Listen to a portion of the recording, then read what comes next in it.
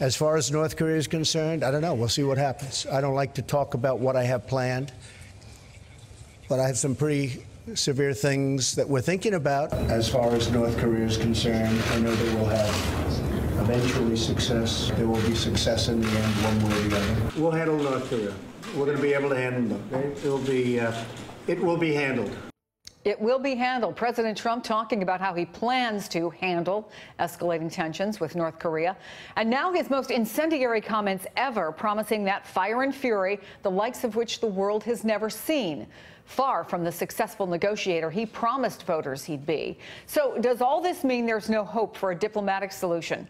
Bill Richardson negotiated directly with the North Koreans as both a congressman and U.S. ambassador to the United Nations. Good to see you.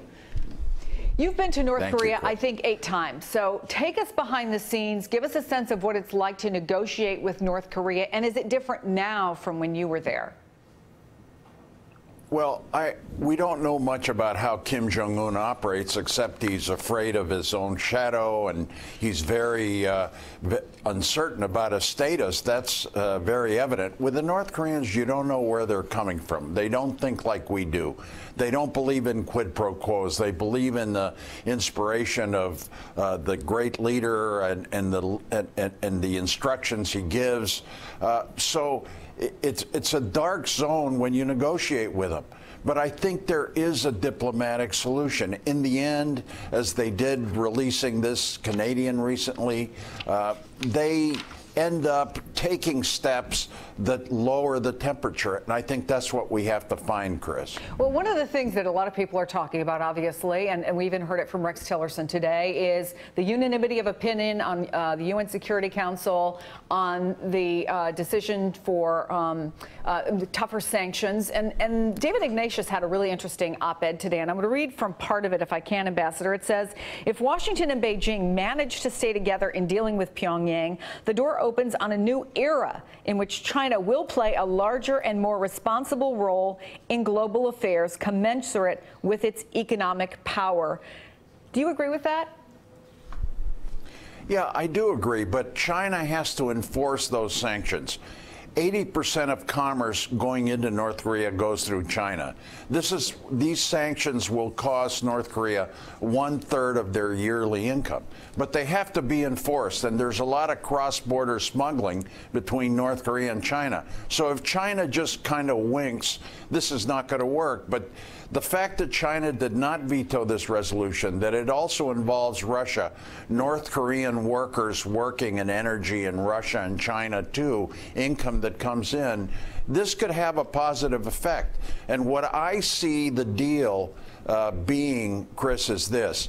In exchange for dialogue with North Korea stops testing missiles short term. Just find a way for the secretaries of state, the foreign minister of North Korea, to see if there's any common ground. Keep it at that level. I think that should be the next step, but it's very uncertain how Kim Jong-un is going to respond. And I did think the president's statements were over the top. He shouldn't have said that. But I think it's been tamped down effectively by Tillerson saying, you know, let's not worry, let's do this cautiously. But you never know what this president is going to do next, and I hope he just listens to his Secretary of State and pursues this very rationally. Well, let me get your reaction then to the counter argument, which is that what we have done so far hasn't worked, that the sanctions we've had in the past, they have not stopped, obviously, the nuclear program. It's escalated faster than we even thought it would. Maybe there is exactly a strategic reason, and we saw the president retweeting articles about his statements yesterday, so clearly he's not backing down about his incendiary remarks yesterday. Is it possible that this is what he believes needs to be done? And is it possible, if you talk about the possibility of the two sides actually finding some diplomatic solution, that what it will lead to is Kim Jong-un believing, now I'm being taken seriously, I'm being treated as the world leader, as the grand commander that I want to be, and that it actually does lead to some sort of tamping down of the escalation in the nuclear threat? Well, there's no question the strategic patience policy of more pressure in North Korea so they come to the negotiating table didn't work. But let's remember, Chris, some 10, 12 years ago in the Clinton administration, we did make a deal with the North Koreans that stopped their nuclear development for 9 years. Yeah, in the end they cheated, but at least there was a temporary halt and there were some dialogue going on.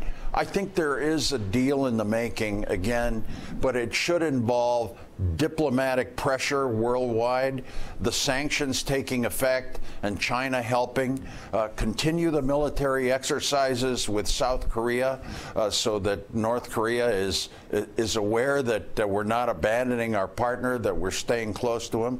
And then lastly, some kind of creative diplomacy that involves recognizing that the fewer preconditions we have on North Korea on a dialogue, on a talk, are going to work. I know this foreign minister, Ri, from North Korea. He used to handle U.S. affairs. He's kind of a reasonable guy within the scheme of things. And I think if we let our diplomats, the State Department, not the Defense Department, not the National Security Office, but the State Department negotiate a temporary freeze of this so that we can have rational discussions, a freeze on North Korean missile tests, and we have a dialogue. That should be the next step, and I think Tillerson is moving in the right direction. He certainly has tamped down the president's very fiery rhetoric, and that's good. I'm completely out of time, but I want to ask you, since you brought up this guy who you say is reasonable, is he also somebody that Kim Jong-un listens to? I don't know. You know, the security forces in North Korea control North Korea. The military does. The foreign ministry is where they have the more rational policymakers. But whether they have access to Kim Jong-un, I don't know. The fact that the foreign minister made those very strong statements suggests that he got instructions to do that. But he's a smart character, that foreign minister. I know him, and I think we can do business with him. But it should be at Tillerson's level with that foreign minister. That's what I would do. But nobody asked me, just you. And I thank you for asking me. And I thank you for answering. Ambassador Bill Richardson, I have a feeling we'll see a lot of you in the days and weeks to come as this continues to play out. Thank you. Hey there, I'm Chris Hayes from MSNBC. Thanks for watching MSNBC on YouTube. If you want to keep up to date with the videos we're putting out, you can click subscribe just below me or click over on this list to see lots of other great videos.